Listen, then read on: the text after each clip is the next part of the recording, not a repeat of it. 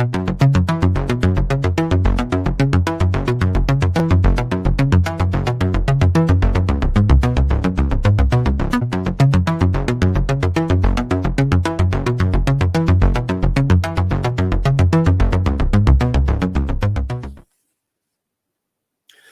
to the week in review. And the country went to elections, by-elections this week in 95 wards across the country.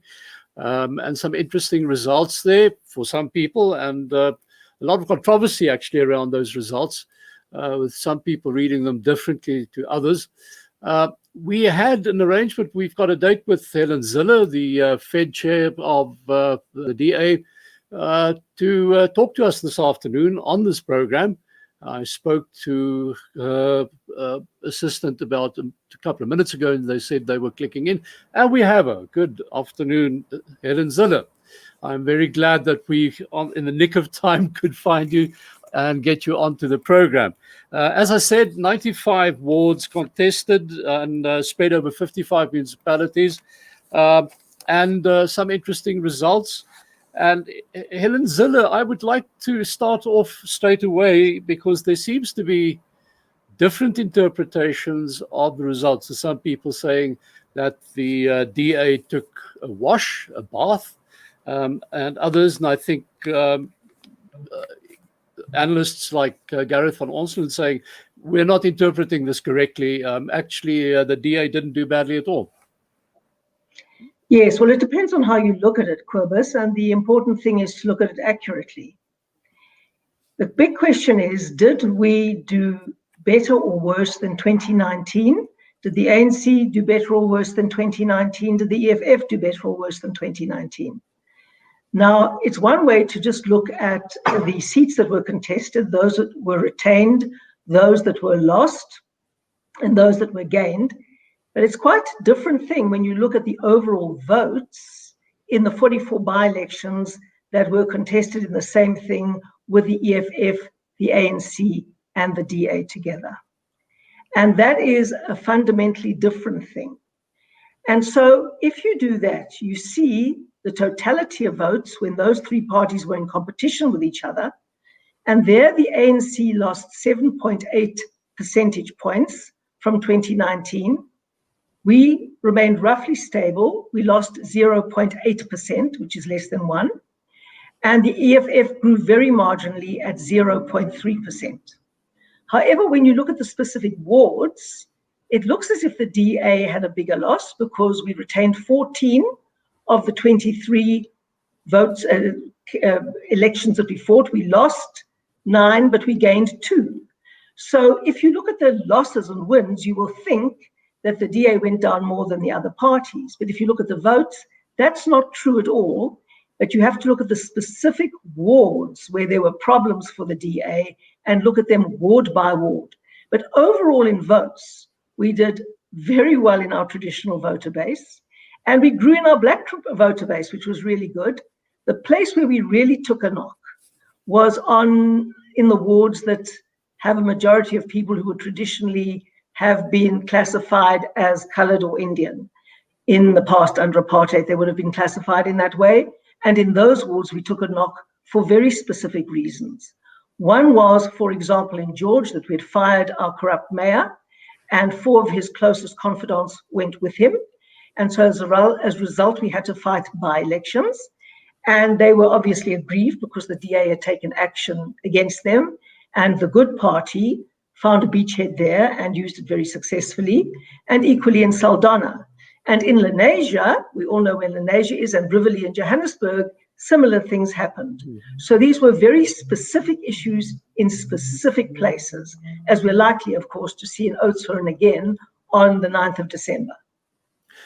I would like to take you on, to take that a bit further now and say, well, earlier this week, last week rather, you had an interview with Peter Bruce, and I remember you said that when you returned to the party leadership a year ago, you found things in disarray, and that if things hadn't been changed over the past year, your party would have been falling to pieces by now. Looking at the results, can you read anything into that? How do you feel about the future? I feel very positive about the future. In fact, the results tell us we've stabilized. And the results tell us that we had a lot of impact of the free fall years, as I call them, between 2016 and 2019. That was where all the crisis happened. That was where that incomprehensible campaign against Patricia de Lille from her own party took place. That is where a lot of the rot set in, a lot of the judging people by the color of their skin rather than the evidence, for example, in Schweizer-Reneke and other places. That is the legacy that we're dealing with. And it's an extraordinarily difficult legacy to deal with. But what these by-elections show, and most certainly what we feel on the ground, and our increase in our traditional support base showed in these by-elections, and our growth amongst Black voters, which was really very exciting, that shows that we're stabilizing. And that's all I wanted to do. We're stabilizing and stabilizing well. But you referred to Schweizer-Reneke, you referred to Patricia de Lille and everything that happened around her there. And I seem to, it seems to remind me of a problem that the ANC itself had earlier years. Everybody said it's this broad church. It's trying to satisfy everybody. Isn't that a bit of a problem that the DA faced as well? When you look at the people you shed to the right, to the Freedom Front Plus last year and that type of thing, is the DA trying to be too much of a broad church and struggling in doing that? Not at all. The problem is that I'm afraid under our previous leader, we did become that. We were the blue wobbly jelly. We tried to be all things to all people. We tried to say things that every constituency wanted to hear. And we kept on doing that. And it was not pretty. And now we have reverted back to our core principles. We know what they are. We move from the point of departure of getting evidence before we draw conclusions. And that is a very important place to be. How strong is the current leadership of the DA? You've just gone through your leadership elections recently. I see there's a lot of criticism. I saw some on Twitter again today, but we could talk about Twitter in a moment because you've had your own experiences. But there seems to be a discomfort with the way certain provinces, like the Free State, for instance, your top four saw not one Black person in there. You had the Mbali Ntuli situation challenging John Steenhuisen. Now, she, on the face of it, took her defeat in the election pretty well, but there's a lot of people still seriously criticizing what happened there and saying that to them it's a sign that the DA simply is a white party not wanting to change. That's such a joke. I mean, we hold a conference, an elective conference. No one throws chairs. It works perfectly on a virtual platform. It is an extremely good conference. Most of the delegates register and get on, and everybody gets to vote. A majority, I'm sure, were Black South Africans. We elect our leaders, and then we're criticized. You know, it's something to be celebrated, not condemned in our country, where Black people can vote for white leaders and vice versa. And that is the kind of party the DA is. That is something to be celebrated, not condemned. And when someone like John gets 80% of a majority in a Congress where very many of the electors were Black South Africans, why question them? Isn't that racist and insulting to say to them that you can't trust their choice and their judgment? That's the question I actually want to put to you. What do you make of this? Because it seems to me at this point, it doesn't matter what you do, there will be a way of finding criticism and attacking the DA on a racial platform. Well, you see, that's the only argument the ANC has left, the only thing that the ANC has left. And the bottom line is that whatever we do, they'll only come back to race every single time. So when we elect a Black leader, as we did with Musi Maimane, then he's a puppet of the whites. when we elect a white person, then we're somehow untransformed. In fact, our chairperson happens to be black, and he was elected unopposed. Our first deputy chairperson is a black woman, and she was elected with a very heavy majority. My deputy is a black person. Are they all puppets or what? Don't they have records and standing and credibility in their own right? To say we're a white party is the laziest argument there is, and it can only be made by people who've got no other argument to make against us. Let's get back to Helen Zille herself. I mentioned that, I mean, you were out of leadership, you retired, and then not long after that, Helen Zille is back. She's chair, she's one of the leaders. And there are some people asking why. Because I stood in an election and won. That's why. That's a very short answer, Helen, but let's take it further than that. Because surely after having decided that you were retiring, there must have been very strong reasons for you to stand in that election. Yes, the review panel produced a report on why we'd gone backwards in the 2019 election. I read that report. I thought it was a good report. And as a consequence, I was asked to come back and stand for chair of Federal Council to work with other people to help get the party back on its feet. Is it back on its feet yet? It's getting there quickly. We understand what our principles are. We understand what our values are. We've had an elective Congress. We've had a policy conference. We've put all of our processes onto virtual platforms, and things are going very well. What do you do from here to win a broader base in the electorate? What we do from here is be true to our principles. We've shown again in these last elections, we went up amongst white and black voters. People like it when we're true to our principles of non-racialism, of constitutionalism, of the rule of law, of creating jobs through a growing market economy with safety nets for the poor. We're the only alternative there is to the ANC. We are the only party that can govern properly where we govern. And people want that. They don't want blue wobbly jelly that doesn't know what they stand for and tries to be all things to all people. Non-racialism you mentioned there, and that's the platform for the DA. There's been a lot of criticism of that as well, and I must admit some of it surprised me. Sometimes I wonder when we throw around terminology, when we say non-racialism or we talk about liberalism, or those words seem to mean different things to different people. Is that your experience, that sometimes it tends to be misinterpreted, or what's happened here? Non-racialism used to be progressive, and it is now considered conservative for the very simple reason that the world has been flooded by this phenomenon called identity politics. And so people mobilize around race, around gender, around sexuality, around different levels of disability or whatever it is, ableness, whatever you want to call it. And to be inclusive and to be non-racial and want to see people as people and not as products of their race or sex is considered to be conservative. It used to be progressive. It's suddenly, with identity politics, become conservative.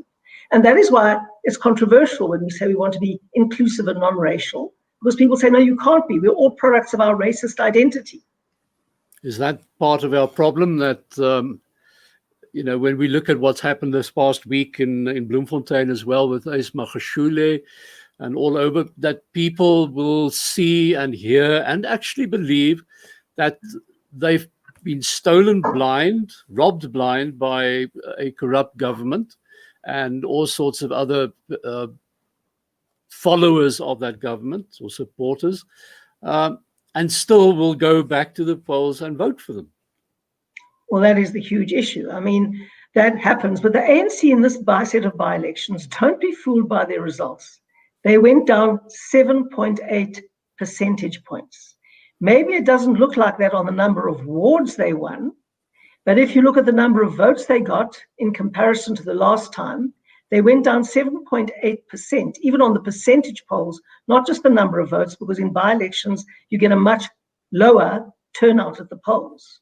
But on the percentage points, they went down dramatically, significantly. We stabilized, and the EFF went up very marginally. That's the takeout. Well, on that takeout, Helen Zille, thank you so much for taking part today. It was nice talking to you. And I hope we can do that again soon. And thanks for taking part. Bye-bye. And tell your journalist friends not to run away from me. They can interview me anytime. Hey, yes, you. I love my Thanks, bye. presents Black Friday, an on-air advertising opportunity for your business. For just 250 Rand, you can advertise your product or service on our platform for 10 minutes. And guess what? It's to an audience of 170,000 viewers. That's crazy. For more information, dial 011-718-2600 or simply email ilm.livesales@gmail.com. Increase your sales today. Don't be an idiot. Oh, welcome back. And you're watching the Week in Review. And we carry on from here. We're looking at some other of the main news issues this past week. And joining us now is Gert van der Westhuizen. He's the opinions editor of November2020. Hello, Gert. Gert, can you hear me? Hi, Cobus. Yes, I can. Can you hear me? Yeah, but there seems to be quite a bit of a lag there, so we'll have to keep that in mind when we talk to you now. But in the meantime, also welcoming by now a familiar figure on this program is Theo Venter from Northwest University. He's a politics and policy specialist. And Theo, good afternoon. Welcome. Good afternoon. Well, I think the main issue that we really need to look at this afternoon, first of all, would be the big trek to Bloemfontein and all sorts of interesting things there. I don't know whether we should talk about Ysmagashule or about Karl Niehaus, but anyhow, it was picturesque, to say the least. Gert? Yes, indeed it was. It seems to be the new trend in South African politics to bus people in when you don't have enough supporters in a certain town or in a certain area, like we saw in Senekal, for instance, where both sides bussed in some people. But it seems that the radical economic transformation faction in the ANC really has got a lot of money. You know, they bus people in, they've got T-shirts were pre-made, they've got flags and everything that were made beforehand. You know, last week when they weren't in town, there were some other demonstrations as well. But it is definitely a sign. I see the city press summed it up succinctly. They said it was an undeclared war before Bloemfontein. Now it's an open and declared war between the two factions of the ANC. Yeah, that's a good question. Where did that money come from? Because the ANC in the later part of this year has struggled to actually pay salaries, and now they can bus a whole lot of people. So if it didn't come from the party itself, then who paid for that? Maybe that's a very good thing to investigate. Well, Cobus, there's no doubt that there's a lot of tenderpreneurs that are still making good money out of government that came from a long time ago, and they owe several politicians a lot for what they're doing. I mean, state capture is unlocking some of it, but there's a lot in terms of road construction, housing construction, all kinds of things where the people are still making a lot of money, and I think that money is basically paying for these things. And I think Gert said a very important thing. There's a huge contradiction in terms of what Ace said on Wednesday and Thursday, where he said publicly, don't wear T-shirts, don't do this, don't do that. And again, I think one should in future, well, we've done it always, but even more now, interpret what politicians are saying under these conditions in reverse. Because if they say don't wear a T-shirt, it's actually code for wear T-shirts. If they say don't put my name on, it's code for put my name on. So yes, I think it was open declaration. And what Ysmagashule said, in a certain sense, was of course ANC policy, and that is the branches elect the top 6. And the branches, and that's why a special conference or a NGC is a very powerful thing, because it's a combination and it is a collective of branches. And what Ace basically said yesterday, if you translate that, he said the branches will, or they have elected me and they can call me or recall me. But Mr. President, and he did not address the president, but he just said basically the implication of what he said is the top six or the NEC do not have the ability to kick me out. And in that sense, he understands the Constitution quite well. The thing is, looking at what we saw now this week, I mean, it's quite extraordinary that here we have a man who is, on the face of it, in deep trouble. And instead of buckling down and trying to figure out some sort of a defense, he comes out fighting and threatens just about every other person in the... that's astonishing. I mean, basically what implied that there's just about nobody in the leadership or in the party who hasn't done something that could be construed as corruption or dishonesty of some sort. Is that the way you saw it, Gert? Suppose attack is the best form of defense, isn't it? And we've seen it lots of times before. When people are in trouble, they say they are not going down alone. They are going to take some other people down with them. You know, and he most probably has a lot of dirt on a lot of people in the party. But you know, some things like this can tear a party completely apart.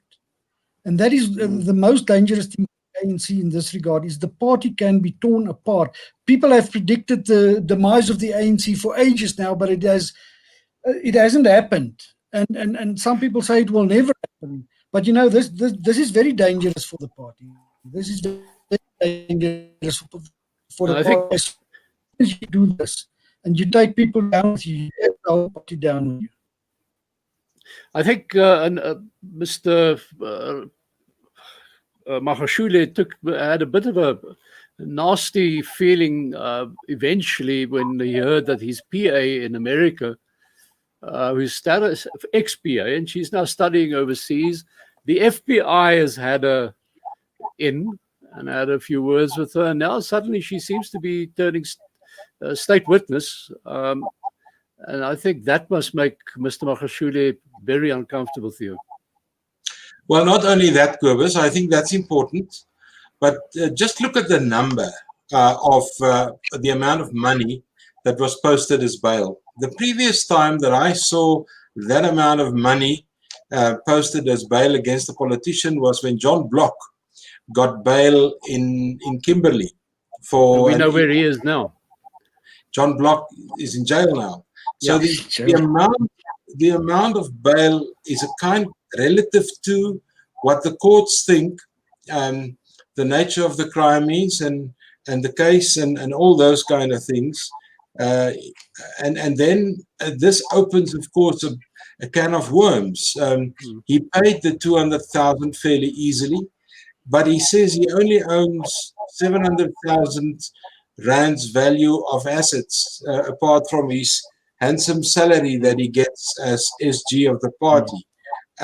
So yeah, I think the problems for ACE has now finally started. It has been there for a long time, but I think it has now started, and it now places him in a very difficult spot in the party and out of the party. And I think it was Peter Bruce or somebody that wrote today, or somewhere I read in the Sunday Press, somebody said, well, Ace, as a politician, or Tim du Plessis, I think, that said, Tim, this is the end of your political career. You can now do what you want to, but your career in the ANC has basically ended. I think that's a bit premature, but I think something of that definitely resonates in the Ace Magashule camp. I'm tempted to say, well, maybe you can go and find shelter with Shepherd Bushiri, who suddenly departed these shores under very suspicious circumstances.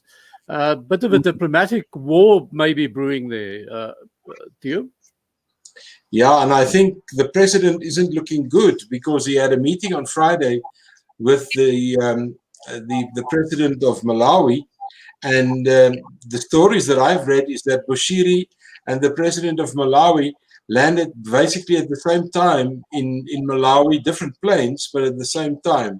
So people have a lot of speculation about what's going on here, but somebody will have to answer why and how did it happen in a time where flying is fairly limited and well controlled and all of those kind of things. But I think it's the last of Bushiri that we've seen in South Africa. Another question that needs to be answered by the president and his senior medical people and leaders, and that's the whole debacle around the vaccine for COVID-19. And I'm calling it a debacle in the sense that we've now heard that there will be a vaccine available sometime early next year. But we've also been told that it's unlikely that we're going to get too much of that, while countries like Botswana, Namibia, and so on have actually stolen a march on South Africa. Botswana, in fact, has already paid for their consignment of vaccines, while our people are still trying to get out of the blocks. How's that? Well, Cobus, we haven't even paid the full amount of money for the illegal vaccine that we got from Cuba. So I guess that's why we're having difficulty paying for this lot. Yeah, interesting, Gert, the whole issue around. But I think the Cuba thing to me is we must always remember again that Namibia and Botswana, the populations, they haven't got very huge populations, so it's not that expensive for them. For us, it would be quite expensive. I saw a few mentioned there; it was billions of rand that we have to cough up for that. And I think a lot of people put their hope on the vaccine. I see in America as well. And then there are people that reckon we have herd immunity after a while, so that the vaccine might not be that necessary. But yeah, it's not an easy thing. And apparently to store the vaccine is also not very easy. I saw reports earlier this week that it has to be stored at temperatures of minus 70 degrees Celsius. And for that, you need very specialized laboratories. And I don't know if we have got those facilities in South Africa. But Cobus, I'm not sure about that story. We now know that Aspen is making the vaccines in Port Elizabeth, although it's for Johnson & Johnson, an American company. We know that under the Trump administration, an American first policy would have been a normal thing. Under a Biden administration that I'm expecting to be, that we will see on the 20th of January, I think the Americans will have a different take and a different way in dealing with these things. So, yeah, we should be concerned about our bureaucracy and our officials, but I'm not that concerned about the vaccine in South Africa. And by the way, countries in the Southern Hemisphere seems to be a little bit more resilient vis-a-vis this virus. There's still research going on and all kinds of things are looked at. But I think the biggest need for vaccines currently are in the Northern Hemisphere. I think it's the pop and slash probably, but so you maybe referred we to are just more resilient than people in other climes of the world. But it seems that there are reason to believe that we will develop herd immunity after a while, and it seems not far-fetched. Well, let's keep our fingers crossed on that. But Theo, you mentioned America and Mr. Biden, and you seem to be satisfied that on 20th of January he's going to be in the White House. Mr. Trump doesn't agree with you apparently. Gert, did you mention earlier that he's now conceded that Mr. Biden won, but it was still crookery? Oh no, people wouldn't actually call that a concession. He just tweeted on apparently, according to Sky, he just tweeted that Biden won because the election was rigged. You see, I see thousands of his supporters protested in Washington because they believe him. You know, there's polls showed before that 35% of his supporters will believe everything he says, and he himself said he can shoot someone on Fifth Avenue and they will still think it's not a bad thing. So he's got a core support, and they believe in these conspiracy theories. Lots of them are right-wingers and well-known conspiracy theorists. And you see, Trump is actually very callous in what he's doing, because there were demonstrators demonstrating against those again, and there were some clashes. And it's turning out to be a racial thing as well at the moment. So he's actually deepening the divide in a sense. And I think it's very, very callous to do that at this moment in time. How long can he carry on doing that to you before? Isn't there some sort of checks and balances, if one can call it that, in the American system that can actually be activated eventually to stop an exiting president from just upsetting the entire apple cart? Yeah, I think that the important thing here is to understand two things about the American political system. The one is tradition, and the other one is what the Constitution says.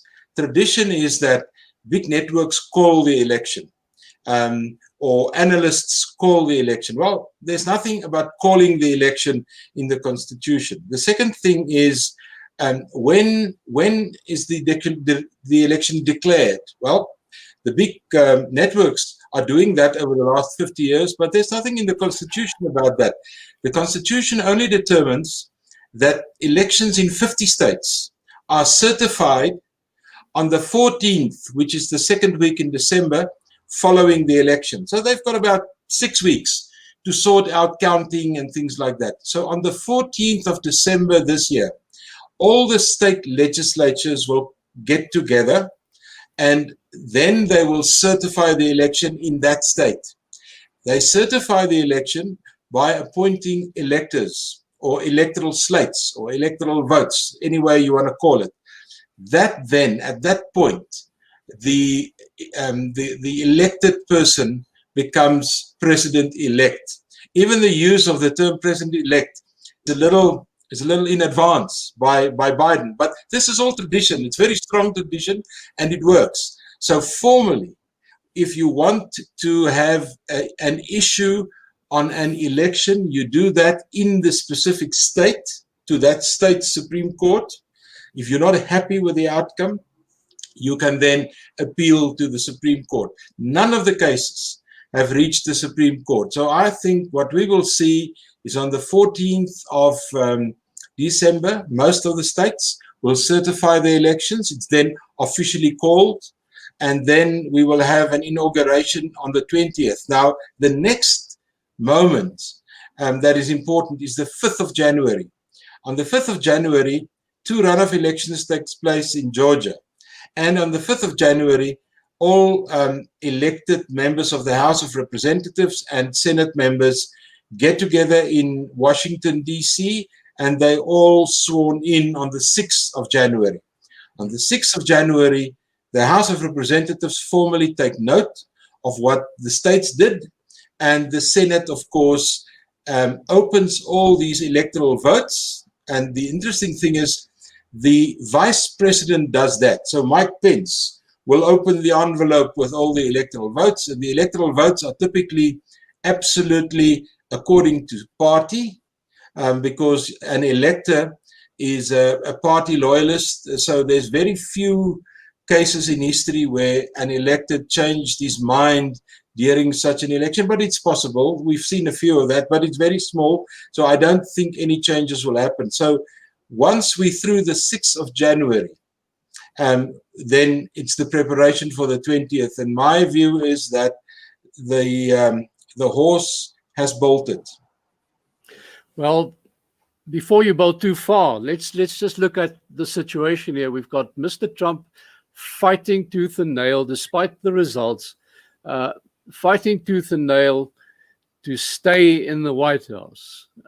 We know there are processes that can take place to get him out of there, but people are speculating about why he's doing that to you. And it seems that it's a pretty strong likelihood that he's scared stiff of what might happen to him after he leaves the White House, when he's not president anymore, because they say apparently there are quite a few court cases waiting to take place against him, which could see him go to jail if he gets convicted. Yeah, I've seen that speculation. You must remember the president, as he is currently until the 20th of January, 12 o'clock. He may pardon himself. He has done a lot of funny things. So I wouldn't think it's out of the ordinary if he pardons himself. But he can't pardon himself on tax. He can't pardon himself on a few of the cases with girls and all these kind of things. Those fall outside the business of government. So he can pardon himself on anything he did as a president, or because I don't think Trump will pardon him. That's another tradition. The incoming president pardons the outgoing president. That's a tradition. It's not necessarily happening. So there's a lot for Trump to consider in playing the game that he's currently playing, because he's making it extraordinarily difficult for the Democrats to set up a transitional team and those kind of things. And I think somebody must talk to him. But that's the difficulty with Trump. Very few people has got the guts to speak to him directly and tell him what it is. I think it's like the story of the naked king or the naked Caesar. Let's the emperor wearing no clothes.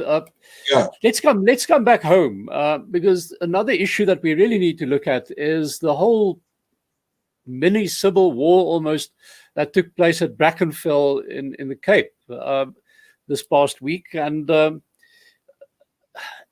me, what worries me more than that, I can understand what happened there, and it's been well reported between the EFF and certain parents and their supporters. But at the same time, today we've had news that there are other problems at that school. I mean, there are people who were on the student representative council of that school saying, we've been talking to the principal because there is racism here and we're not happy with that, but nothing's being done. What do you guys make of that, Gert? Those aren't new allegations, Quibus. It has been made before, especially early in the week. I think those people most probably have a point that those concerns haven't been addressed properly yet. You see, I think 26 years after democracy, we are still struggling with several things in these instances. I think people are still tone deaf in a way to what the other side, so-called other side, feels or needs or sees. And I think people should listen to each other. And we shouldn't dismiss people of hand when they've got a complaint. We should actually try to listen to them and try to understand them and try to address that. Because if you don't do that, things happen. Things like that happens, and happen when it turns to violence in the end. So, and I don't think this is limited to one school or one city or one suburb even. I think it's a main problem. People reckon it's a problem of leadership. I see Adam Habib tweeted earlier in the week. We've got a problem with leadership in this country. That's because we are so divided. Maybe he's got a point, but I think more people should make the effort to listen to each other. You see what happened in Senegal the other day. People were ready to grab each other by the throat, and then in the end, sanity prevailed. And after all the busting people went home again, the people from the community got together and spoke to each other and talked to each other, and they sort out their problems in a civil way, and that is the way we do things. In a sense, Theo, if we get to a point, if you allow something to develop to the point where the EFF can find an excuse, a reason to go marching and so on, in effect, it's a failure on your own side, surely. Not tackling something in time before it actually escalates.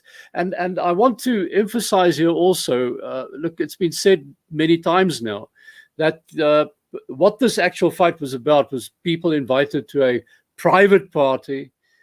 This wasn't a school affair.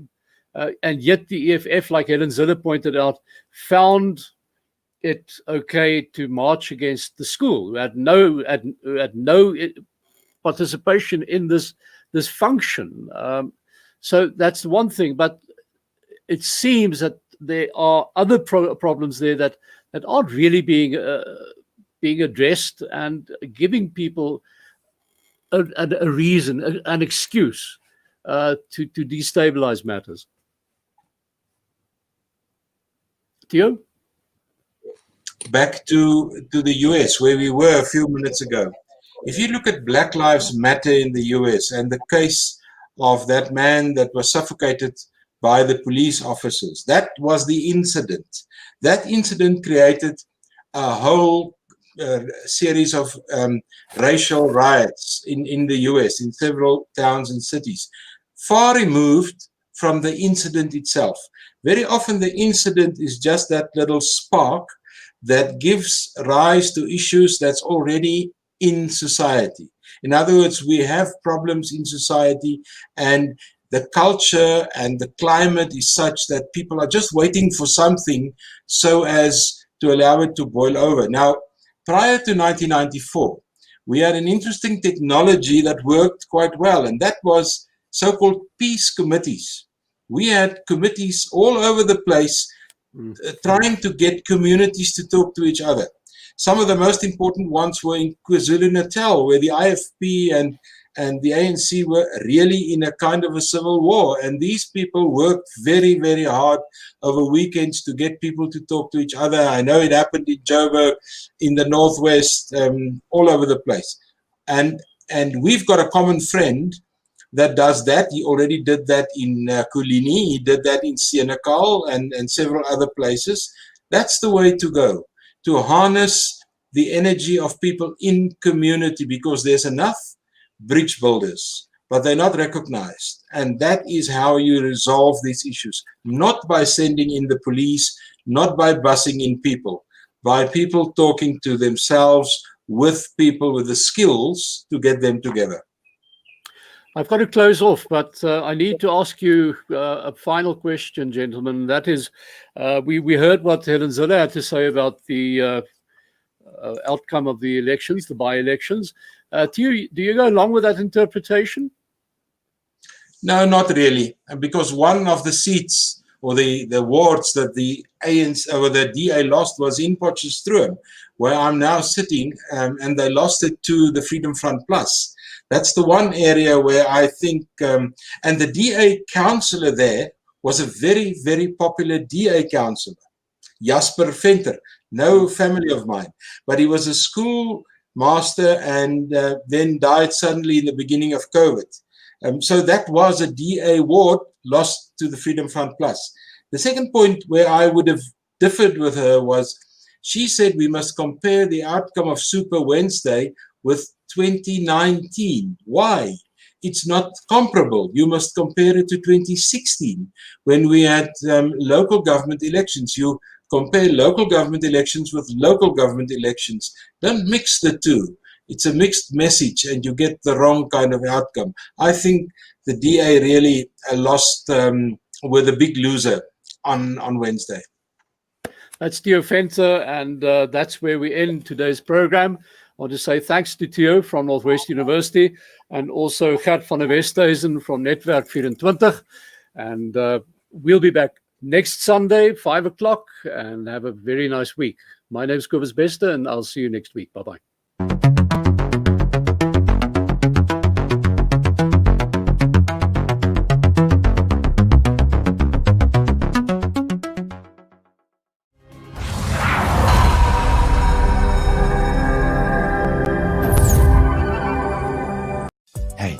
Yes, you. I Love Marvel.live presents Black Friday, an on-air advertising opportunity for your business. For just 250 Rand, you can advertise your product or service on our platform for 10 minutes. And guess what? It's to an audience of 170,000 viewers. That's crazy.